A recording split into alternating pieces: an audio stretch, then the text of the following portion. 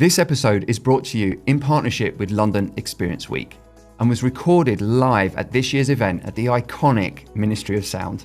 And in this episode, I sit down with someone who has built a career out of understanding why people do what they do and what that means for every brand trying to connect with modern audiences. Leah Karam is a behavioural scientist, keynote speaker and founder of Mindscope. Her superpower, decoding what makes culture tick and forecasting where attention is heading next. She's done it for Google, TikTok, BBC iPlayer and ITV. When the world's biggest brands need to understand their audiences, they call Leah. And what I absolutely loved about this conversation is that Leah has this really unique way of making behavioural science feel completely accessible, even for me. And she's not your typical scientist. She's someone who bridges worlds, science, culture, data, instinct, the C-suite and Gen Z. And she drops things in conversation that just myth-bust conversational thinking, like the fact that there's no real proof that attention spans have decreased, or that more data doesn't mean you understand people more, it often means less. And honestly, I could have talked to her all day. And without a doubt, she is one to watch for the future, that's for sure. So without further ado, please welcome Leah Karam. Before we get into today's episode, one quick thing. If this show has ever made you think differently or introduce you to someone whose work genuinely inspired you, I have one simple ask.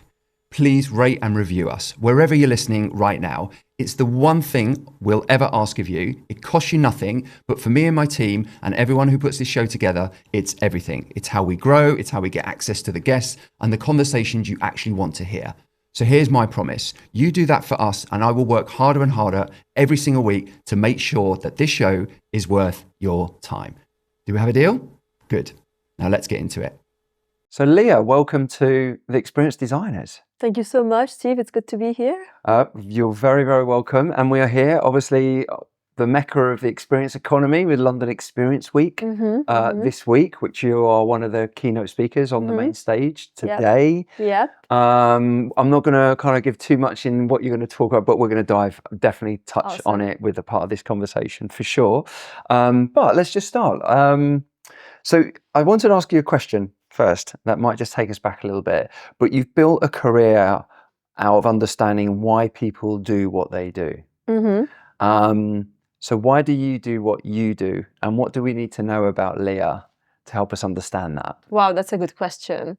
I mean, first and foremost, I'm excited to be here because I think, plus in this room, it's like we're actually experiencing the experience economy. You should see what we're surrounded with, by the way, posters from like the 2000s and 1990s. It's amazing. It's really immersive. Yeah. But yeah, I mean, secondly, I feel like whenever I think about this question, though, because again, I'm a behavioral scientist, so I might be a bit biased with myself. So I kind of like to ask people about like, hey, you know what? Like, what do you think what do you think I am? Like, who do you think I am? What do you think I stand for? And all those things. But sometimes when I refer back to myself, I think that regardless of what people might say or could say, potentially there are two things that I always see coming out as the main things.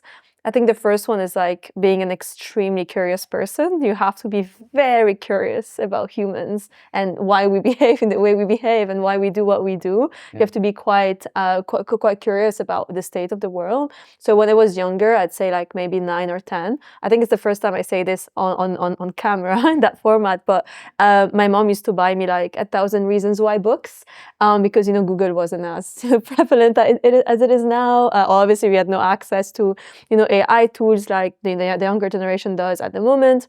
Regardless of obviously this misinformation, at least they have access to some things. We're obviously going to speak about the misinformation, but yeah, my mom used to buy me those books because I was just a very curious person. So I used to get those on subscription once a week. It was about science, technology, politics, diplomacy. I used to also, I remember maybe when I was 11 or 12, I used to put like this random 24-hours news channel on constantly because I wanted to know what was happening, globally from my living room. So I was always kind of this very curious person. That's the first thing. I think the second thing is a very deep person. I never go by just surface level conversations, thinking. My friends can attest to this, or everyone around me can attest to this. I always want to know the depth of their feelings, the depth of why they do what they do, the depth of human behavior and society.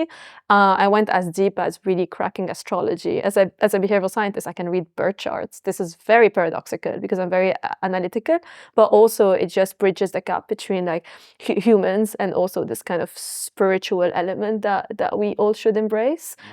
Astrology is very powerful, and I think once you understand it, it gives you a good view around like humans. But that's a different topic as well. I could do like that could be a sequel. We can. It would be like a clickbait sequel. People would be shocked. But yeah, I'd say curious and deep. But you should ask people around me as well.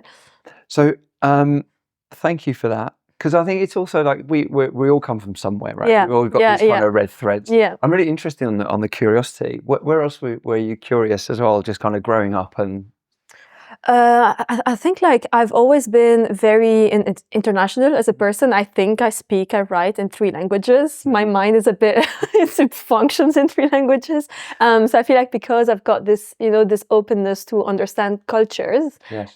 Because I'm from Lebanon originally, but I speak French. I'm a UK citizen. I built my career in the UK. Like I worked in Dubai. So I'm always exposed to very different cultures. So I feel like this curiosity also comes from like bridging worlds, and you know me now. It translates into my work too. I like to bridge industries.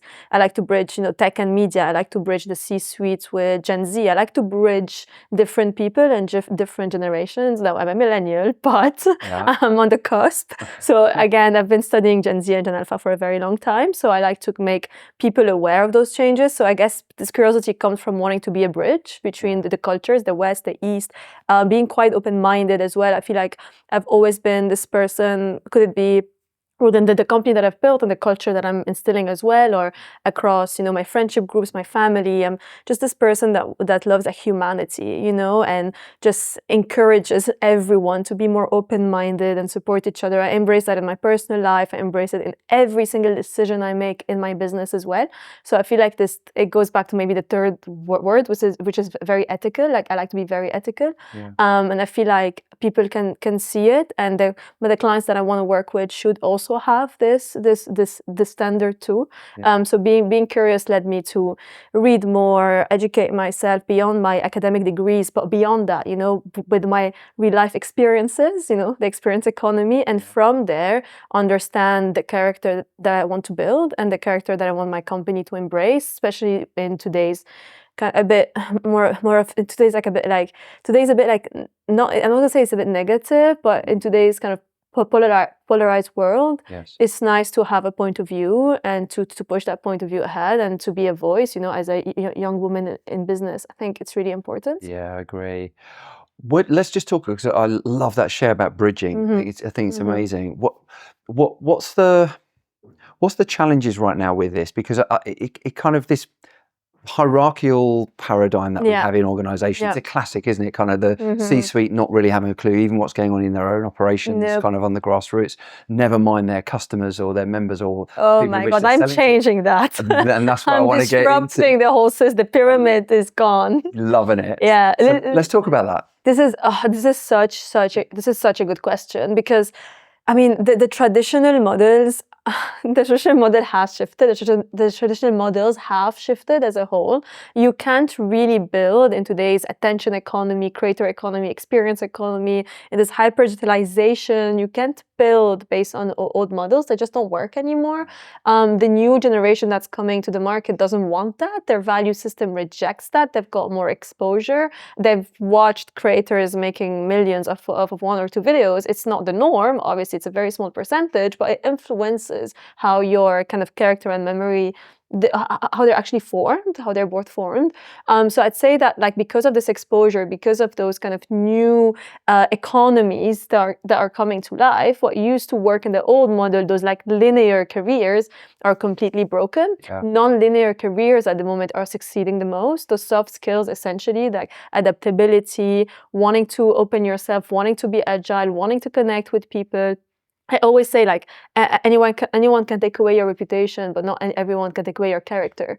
So if you stay consistent and understand your skill set and build yourself, you can really develop yourself. You don't want anyone to be a kind of to stop you from doing it. So I think what I love about Gen Z, and beyond that, we have like research that points to this, is the fact that they're way more skeptical about the organizations that they work for, which is great, you know, because they're seeking this work-life balance or work-life integration, you know, their friends or people they work with, they encourage people around them, but also they know what's fair and what's not fair and what this world has to offer. So I'd say that if you're someone in a traditional company, if you want to really work to, I don't know, like adapt a bit to the environment that will encourage your people and the kind of the opportunities that sit within our industry as well, like the marketing and media industry and the experiential space. The opportunities are amazing for young people right now. If you want to really connect with them, you have to unlearn some things. You have to unlearn how you used to function 5-10 years ago. Five, not even 10-15 years ago, 5-10 years ago, and readapt. Ask them the questions. Look at the new jobs, the new industries that are being developed thanks to nonlinear careers right now. So I'd say, yeah, this like pyramid in my company, for instance, like people know how humble I am, or how humble, you know, people should be, and how important it is to connect with your team, and you're as good as your team, and how good it is to hire the right people with the right soft skills, people that connect with our clients, show that they care, and just end up doing amazing human focused work because they care so much. So what's let's split that into two ways. So I'm going to start with actually the audience from a generational perspective. What is truly happening? I know there's a lot of narrative that's gone out about Gen Z, and I think quite negative actually on many regards. I think they've got their shit hooked up actually, in many respects. So I'd love just to maybe we dispel a few myths in this of what's being sold, actually what's happening, and then of course alphas as well, which I'm really curious about as well. They've got their own language. Yeah. It's fascinating when you speak about audiences, because again, like your organization can't really connect with their end consumer if they don't understand how they are and who and the Gen Zers that they work with, because employee experience then leads to customer experience always and forever. You know, EX and CX are so interrelated. I agree. So understanding the Gen Zer that you work with, or like the younger person that you work with, is as important as understanding the customer that you speak to. Because okay, there are some roles in life, and you know, and there are different like benefits to doing a certain thing, but you still speak to the same person with their own like generational cohort. And within the generational cohort, you've got differences, because again, it's not like homogeneous. They're all very, very different. But when we speak about Gen Z, I agree with you. There are so many conversations that I've debunked over the past years around the fact that, you know, they don't care about work, they're lazy, all of those things, but actually like they care about doing something quite meaningful. So if you're able to find this emotional reward and put it back to their work, if you're able to just speak to them, because as human beings we want to feel seen.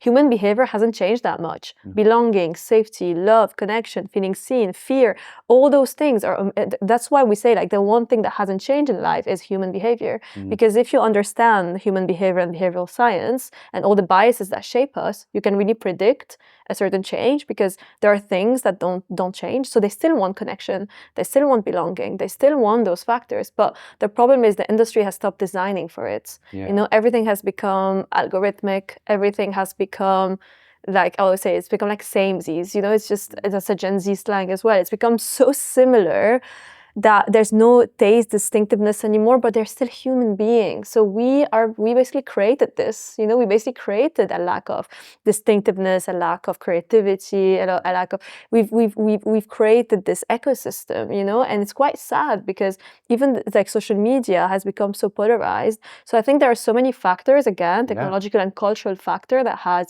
affected how they see the world, but it's not their fault, you know. There are still people that want to connect. So if you look deeply into who they are, they're very equipped, they've got access to everything, they were in a knowledge economy, they grew up in the knowledge economy. So if we're able, and I've seen that with the Gen Zers I've worked with, I've seen that with the young people that I know, when I connect with them and you're able to make them feel seen, make them feel like they have a choice, because humans like to know, they like to know that they have a choice. If you give them more agency, if you don't just look down at them, which is the mistake that a lot of people have done, then you'll find something back. You just need to look at it from their perspective and how they've grown up and the ecosystem that they grew up within, instead of blaming them for the world they grew up in. It's not their fault. It's a fascinating one, because also, correct me if I'm wrong on this, but from a talent group perspective, and actually human numbers period, they are the biggest generation in terms of number of people, populace. They are quite in the history of mankind. They are extensive. Yeah, they are extensive. So any tidal wave coming our way, it's going to feel significantly different. It's going to feel significant, but also we have to adapt to that. We have to adapt to that. Exactly. But also what I keep saying is, us as like millennials, for instance, like we were the last generation that grew up in the pre-internet era, pre-social media era, and post-social media era. So we saw both. Gen Z, they haven't. They have to do that due diligence for themselves. So there's something, I think I told you this last time, but I think there's this whole myth in the industry, going back to myth, where attention spans have decreased. Actually, I'm not going to say they haven't, because there's no proof whatsoever if they have decreased or if they haven't, because as a behavioral scientist, I wouldn't be comfortable saying if they have decreased or not, because of neurodiversity and a lot of different factors. You can't really measure attention. You can't measure attention. But what I'll say is, there's no proof that attention spans have decreased whatsoever. All this conversation that like we don't process anymore, it's not true, because there's no proof. We're not able to find the proof. It's so nuanced. But there is proof, though, that we've built sharper filters. So I don't call it attention spans, I call it filtering spans. We got much better at filtering out information and filtering in what we want. Gen Z has gotten probably, I don't have a number, but probably much, much, much, much better than everyone else at filtering in or out that information, because they grew up in that era as at the core of what they do and what they consume. So they've gotten so used to, we've gone so used to, like, oh, we don't want this, there's a great symbol, great, we want it, a great brand association, great, we want it. We don't want it, okay, amazing, we don't want it. But with Gen Z, for example, like when they look at something, they automatically know whether or not they want it or not, meaning that there's this whole misconception that they're less loyal, less brand loyal, when actually, because they've gotten and they've built those mechanisms, so they've gotten so much better at filtering in and out that information, then they really end up more brand loyal, because they know the symbols, the associations that they want to kind of connect with and they want to associate themselves with. So I think that if we change the semantics, if we look at it as filtering processes, that will help the industry. Because the problem is, if we keep talking about attention spans, we're going to be creating shorter and shorter, and adding to the problem, adding fuel to the fire. So we have to change it to filtering spans, sharper filters, meaning that they got much better at filtering in information. Once they're filtered in, they engage with the creator. They create content about your content. They remix your content. They engage with you as a brand. I think that needs to change. I think even if you look at semantics, if you look at research, and I think this is going to inspire me and my team to look at filtering spans with Gen Z specifically. We've looked at it in general. We've compared attention and filtering, but I think we need to look at it in terms of Gen Z now, because I think it could be fascinating to look at the level of filtering that happens, because from a behavioral science point of view, they grew up with this. They grew up with those sharper mechanisms. In our research, we already see that they score higher in terms of wanting to pick out things and wanting to ignore and discard things. So that could be really interesting to look at, especially for the future of Gen Z as well, and the way they work. I can definitely see that in my kids. I'll tell you now. 100%. Oh yeah. I can watch it. It's exactly. It's fascinating, because as a behavioral scientist, you know it based on the biases that we know about. We know it based on what we see of the experiments, the observations, the work that we do, because we're practitioners. We work with platforms, we work with brands, like we see it in real time. But I think that it's time to maybe like showcase it in terms of like this generational cohort, because we talk about it in general. Hey, look, human beings don't have shorter attention spans, and I'll speak about that in my keynote, so heads up. But we've built sharper filters, meaning that it doesn't mean that we're less brand loyal, we're more brand loyal, and we want to give our attention as long as it's intentional. Yes. So our industry has to change, because they have to change. We have to change the way we speak about things, because again, we'd be adding fuel to the fire if we keep creating shorter and shorter. And then how can you connect with people if you end up creating shorter, and you're going to empower this passive connection instead of getting people to actively engage with you. So I just think some semantics need to shift as well. So there's a couple of little things, particularly in the experience economy field right now. So let's dive into these, because all right. One of them is around transformation economy. Yeah. So there's quite a lot of talk around transformation, which is a big one. Yeah. But I'm also around connection, human connection, that there's this kind of pivot back to that people are looking, seeking, etc. Yeah. What do you see on kind of both of these? Oh, wow. I just finished a report around this. Again, can't disclose a lot, because we're going to speak about it at the massive event end of June. Most people might know what this event is because it's end of June, but it's fascinating because we keep seeing this need for connection. We've quantified it, actually. We've quantified it. We did some behavioral modeling where we quantified the need for connection. And honestly, the peak was huge, because people speak about it. They speak about the experience economy is booming. We need to connect in person. But we know this. Like, everyone knows that. Everyone is feeling it. We're seeing the investment in the experience economy, which obviously is amazing. But there's no tangibility to it, or actually there's no like link between authenticity and commercial outcome. I'm a behavioral scientist in the marketing industry. My mission is to show that human impact equals commercial impact, because that means we can get investment back. So this is why we did this piece of work, by the way. But yeah, there is this need to connect. And I think, I mean, if you look at behavioral science and you go deep into behavioral economics, there's like the law of polarity. When something increases, something else increases at the opposite end. So we had hyper technology, hyper digitalization. At the opposite end, there's this need to want real and to experience. AI, okay, you need taste. Like, this human judgment is fundamental, especially as this is happening. Yeah. Evan Spiegel, the founder of Snapchat, he mentioned that on a podcast. I think it was like 3-4 weeks ago, where he said that.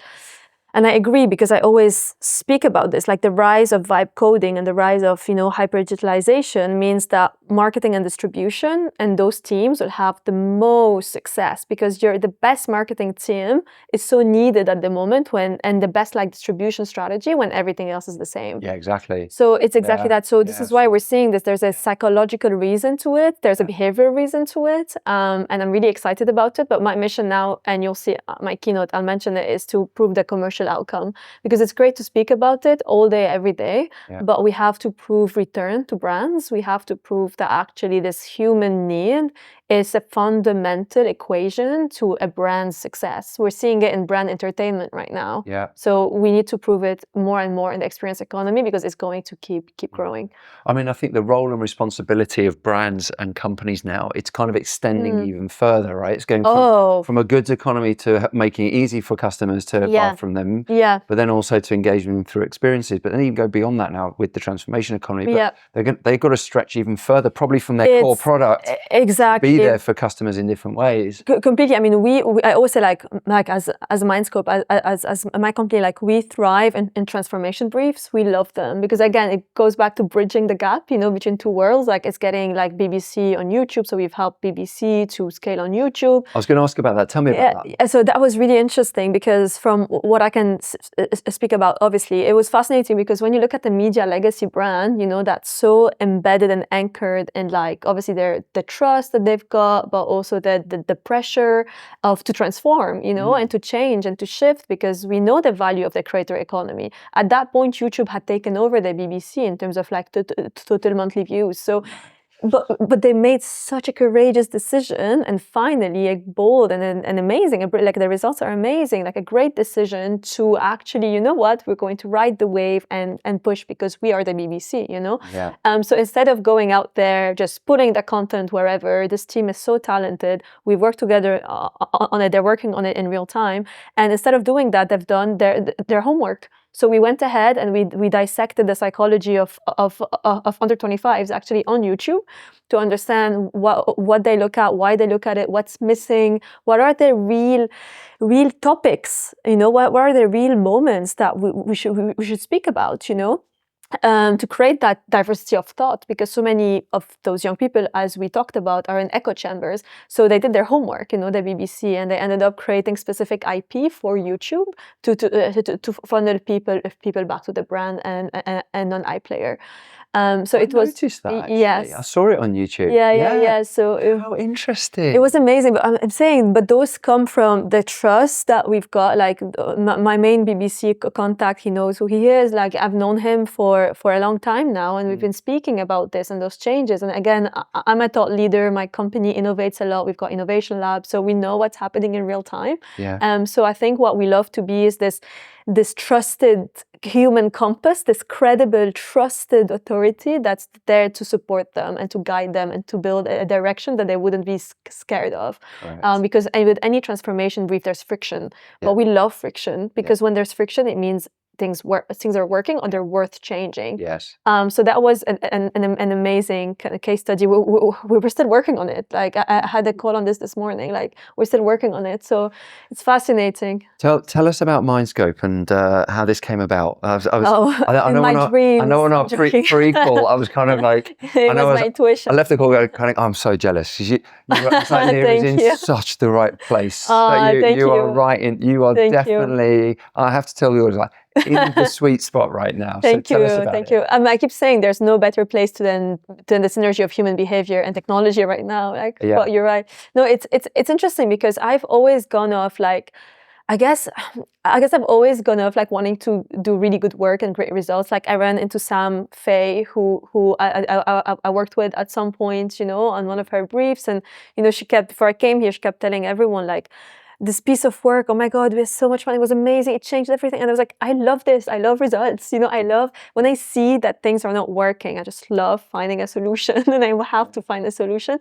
So I feel like because I've built my reputation in the behavioral science industry, in the marketing space, little by little, maybe because of me speaking on stages or because I'm young, I don't know what it was, but little by little, I got like, I don't know, like people from the tech industry, the entertainment industry, the cultural spaces, again, the experience economy. They kept reaching out to me to be in those spaces, but also to support. So I was like, interesting, because more and more, the media silos have completely collapsed, and I always say that. Yeah, they have. Tech has become entertainment has become commerce has become media. Everything is completely like the silos are gone. So I was like, okay, wait, that's really interesting, because I've built my reputation as this like modern behavioral scientist. But there's no behavioral science consultancy that specializes in tech, entertainment, culture, and commerce. There's no behavioral consultancy in the tech and entertainment space. No, like who works with platforms, who works with commerce brands in that space, who works with like those like innovative brands and like the bridge, right? Who's the bridge? And at that point, I had spoken on stage with Alex Mahone, who's Channel 4's former CEO. I had spoken on stage with Ronan Harris, the Snap president. I had done like a lot of big things with big execs, and I was like, okay, it's time to build a suit of my own. And to basically support them to build the solutions that they're requesting. Yeah. So, I mean, to answer your question, I think I just like solving problems. Yeah. I'm solving a real-time challenge and making their lives easier, and again, being the compass.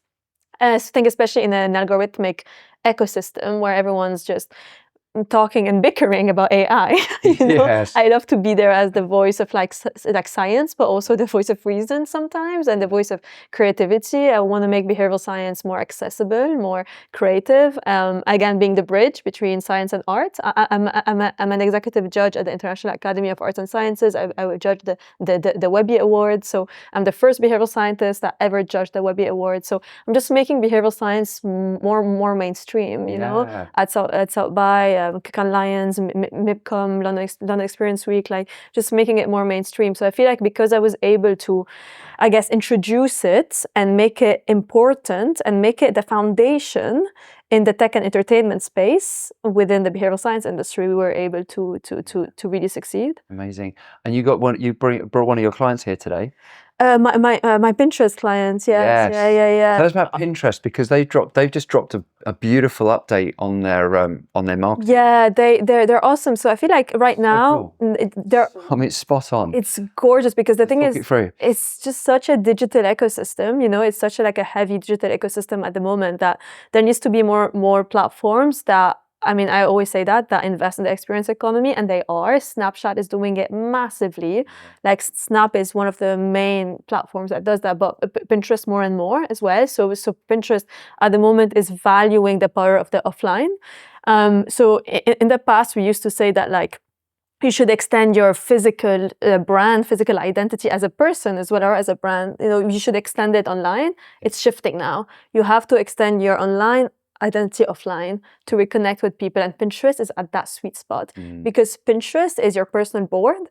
Pinterest is where you upgrade. Pinterest is where you create your own personal ecosystem. What better than Pinterest to extend your personal brand offline? Yeah, nice. So they're awesome, because they were able to kind of bridge the gap between what people want to be inspired by and what they activate in real life and who they are in real life. There's something I've done offline. So digital to bring into for real Coachella, life. At Coachella, they created the phone-free space as well. Yeah. So lovely. It's design. really good, Yeah, and like what they're doing at the moment is awesome, because in an era where everyone's talking about AI as well, and the fear factor that's coming from that, actually what they're doing though is like just being like the voice of, hey, you know what, here's that creativity, here's taste, here's distinctiveness, here's being human. You could use technology, but also you can use it for good. It's not, again, behavioral science. It's not the opposite. They're not like mutually exclusive. They can work with each other. So it's about technology I always say technology was always built for a human outcome. As long as you know what the benefit is, you won't experience any diminishing return. If you build it for the sake of building it, then you will experience diminishing return. You will create worse, and you will do more wrong faster for the worst outcome if you don't evaluate the human benefit first. I mean, imagine that I'm going to be interested to see now how the content evolves on Pinterest to serve based on it. off, exactly. It's the whole ecosystem. That's going to drive. Yeah, so that becomes. That's so smart. It's a brand consistency. Yeah. But again, like I think Pinterest. So when my company launched, and like the press release, one of the main things that they caught on, and I said was.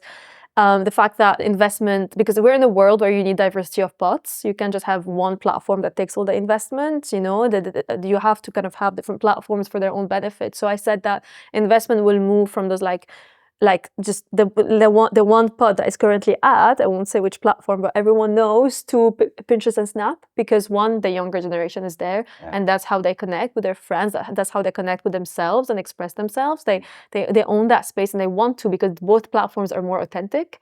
And two, there's so much you need as an advertiser, as a marketer, you need to start understanding that the old model is broken.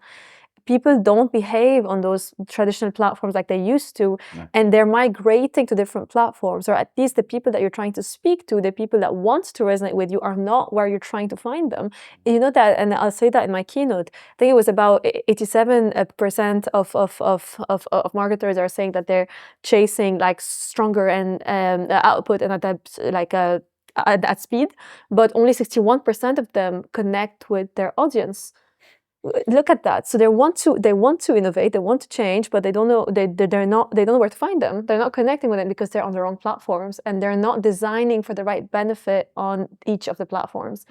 So what we bring back is like that behavior. Be so close to audience dynamics that you don't lose them in the process.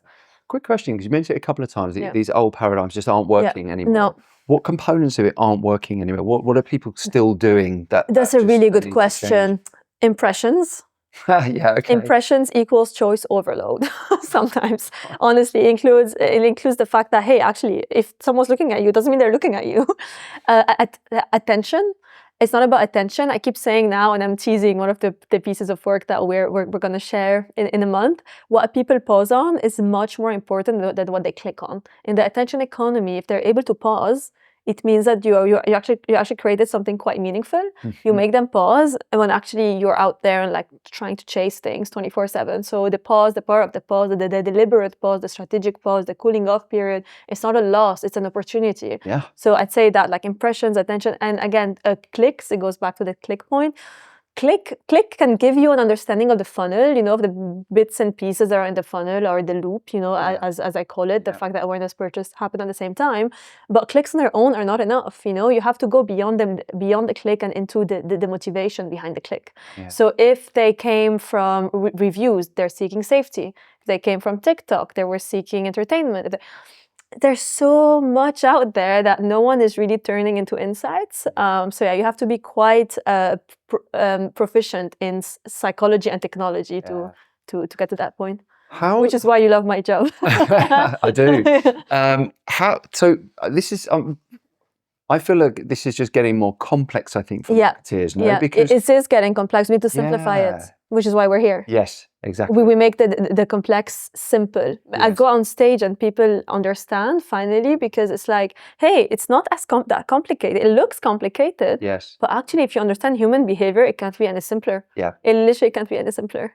So could you share with us a little bit around human behavior? Yeah. Particularly, let's say, I just want to know what would be interesting to hear on some of the shifts, the big shifts that you're kind of seeing, and you maybe even foresee. I think it's really important to differentiate each vertical and each market. So if you work in a tech, it's very different than fashion. If you work in fashion, it's very different than if you were to market in F&B. If you were to market in F&B, it would be different than if you were to market in travel. Understand your industry, So there's some crossover, there's finance and tech, there's fashion and tech. Again, you're a separate vertical. You're in fintech, you're in fashion tech.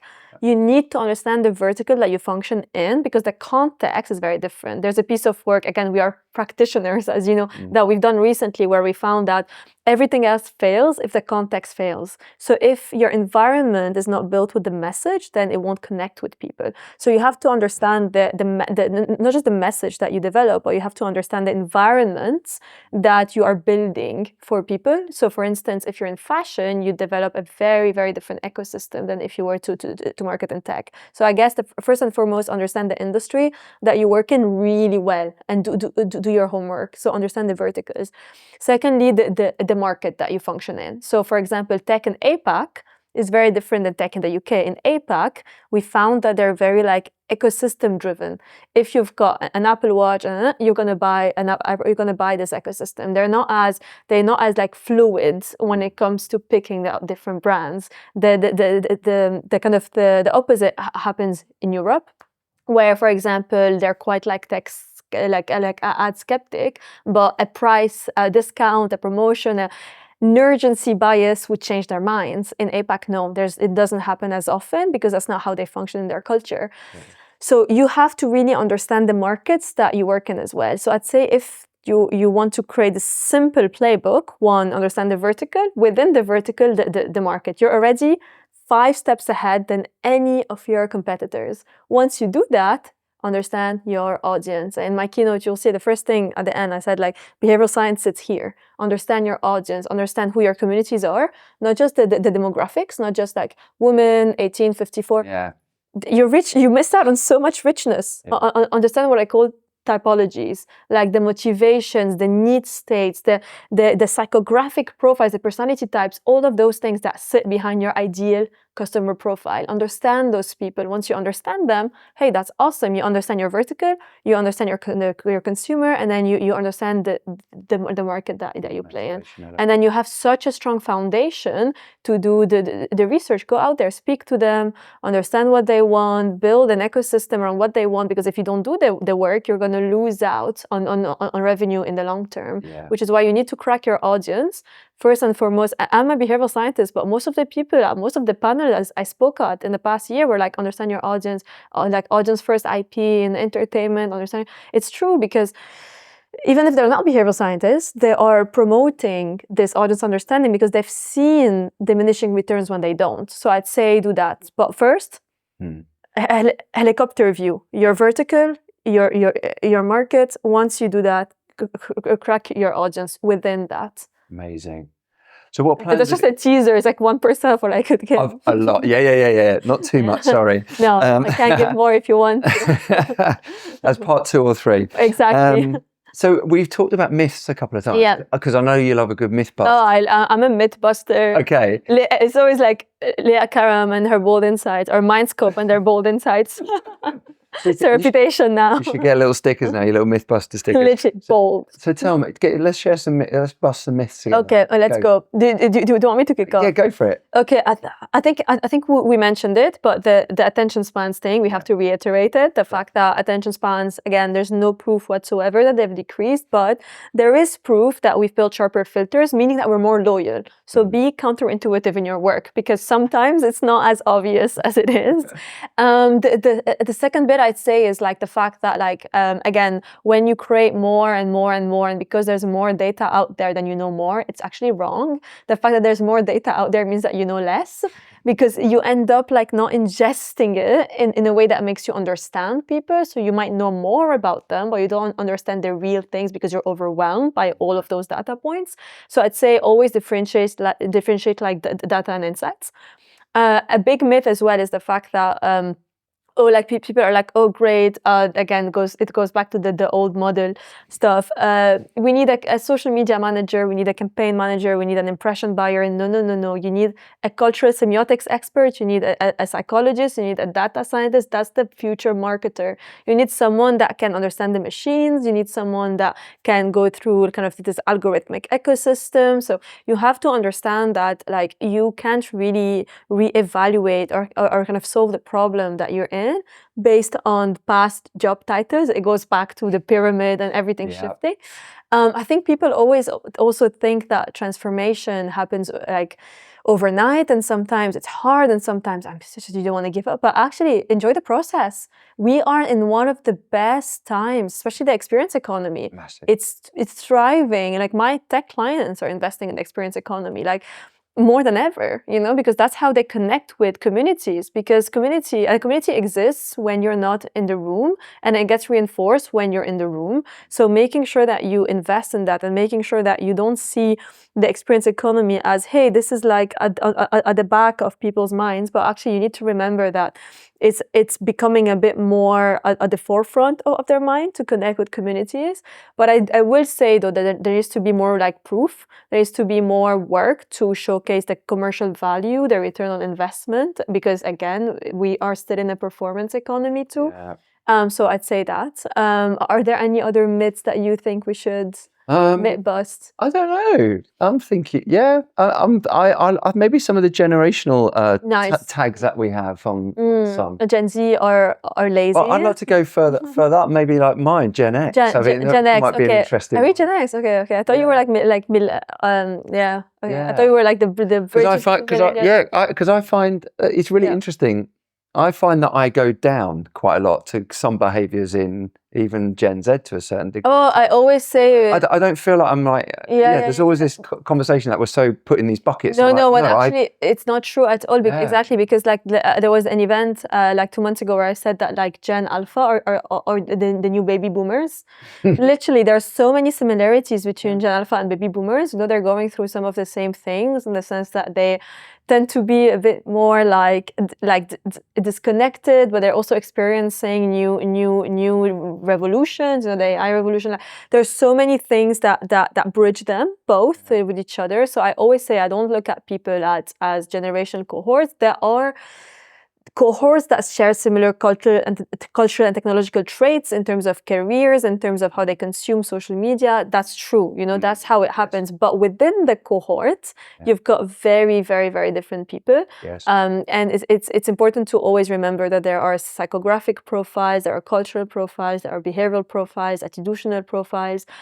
So I'd say, that's very important to consider. It's nice to have them in buckets just to differentiate the life stages. Yeah. But with Snapchat, even like an interesting example was the fact that like Snap is the Gen Z platform, but also there's a big opportunity with Snap now, because you have to think about it in a strategy way, in this very strategic way. Is Snap the Gen Z platform, or are they the youth platform? It's very different, because if they're the Gen Z platform, they have to follow them through the life stages. You know, they're growing, they're evolving, so their marketing, their product strategy has to be different. If they're the youth platform, then they're going to market to Gen Alpha next. So Yes. two different strategies. They just stay still, and then the youth come through, and then eventually let it go. Exactly. That's interesting. Two different strategies. So I feel like it's good sometimes to think in terms of generations when you think about platforms, but you have to crack the okay, what does it mean to be this generation? It means we're the youth, but there's a youth that's going to take over as well. Okay, so what are they defined by? So Gen Z is defined by subcultures, you know, wanting to connect within sub communities and micro communities, and creating Finstas and burner accounts, and just wanting to be private. And we love this. That's why Snap works really well. Yeah. Is Gen Alpha going to be the same? They're showing those traits, but they're also showing a will to experience life to the fullest. So it shows, okay, they want to be private, but in communities, go the experience economy. Yeah. Yes, it's amazing for you if that keeps happening, because that's what we're seeing with them right now. They want to be private, but they also want to experience in the real world. Then this is something that will define them. It doesn't go to show that there aren't differentiations, because going back to Gen Z, they are a subcultural cohort, meaning that within Gen Z, they're very different. Yes. Even your Taylor Swift fans, you've got like the 1989 Swifties, then you've got your folklore Swifties, then you've got your tortured poet Swifties. Don't ask me how I know that. My siblings do.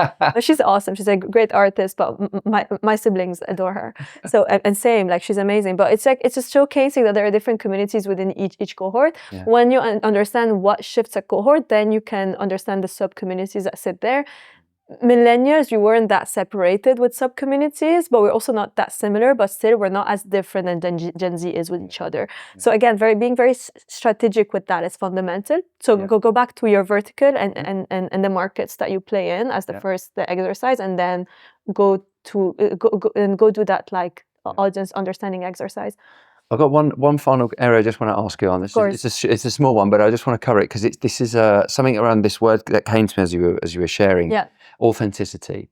And I think this is really interesting, going from this kind of digital and bridging into then physical, and this kind of two ends now with likes of Pinterest now doing, like just that, to ensure that we're not going down kind of just these kind of pop-up brand activations, because there's tons of but where's this kind of authenticity in that the real reasoning behind it, beyond the money making, beyond the profit, that little bit edge beyond that to really doing good. And so, there's this thing that just thought I want to ask you about. It's a really good question. I'm also mentioning that, I think, in the second slide of my keynote, where I say that, like, actually, we, as Mindscope, for example, we don't solve problems in silos. We're like system thinkers, and this is what's happening at the moment. It's like system thinking, and that's one of the best types of thinking, because with Pinterest, for instance, like, and Snap and those platforms, if they're able to bridge different worlds, if they're able to not go just by campaigns, but by ecosystems, by infrastructures, you know, and I'm going to say it in my keynote, but the behavioral science nudge era is gone. You know, it's not about nudges anymore, because if you just nudge here and there, it doesn't work, because people can talk to your brand and engage with your brand before you even speak to them. So you have to understand that behavioral science has become this like infrastructure, the cultural ecosystems we're in, the infrastructures that we've built, the platforms, the experience economy, the creator economy. So it's about really bridging worlds. And I think that if people start thinking less in terms of silos and campaigns, and if they think more in terms of the audiences and the human mind and how they don't differentiate, as long as there's a human benefit and a reward, then it's easier to bridge that world. Tech companies have always been first movers in everything, so look at what they're doing, and then you have to follow suit to some extent. Amazing. I could speak to you for a long time. I think you're going to come back on the podcast for one sure. day. Yeah. Let's do it. Do you know what? Can I just say, send your questions. You are one to watch. I think everybody listening to this, watching it, I think please follow Leah. I think you're on a really good trajectory. Thank you. I'm very, very curious to see how the next few years unveil for you with your business and the work that you're doing. I think you're in a really good space. Thank you so much. So thank you for taking your time before you go on the stage. Oh, of course. You are in the green room. Hello. This is where some famous DJs have actually sat. So that's getting ready for their shows. From a DJ to a behavioral scientist. There were rock and roll. We talk a lot about the rise of intellectual influencers now. 100%. So because people want trust, they want communication. So the new rock DJs, stars. watch out. Watch out. Well, thank you so much. No Amazing. problem, Steve. That Thank was you. really fun. I We'll loved it. we'll do a part 2 soon. Thank you. Thank you. Thank you.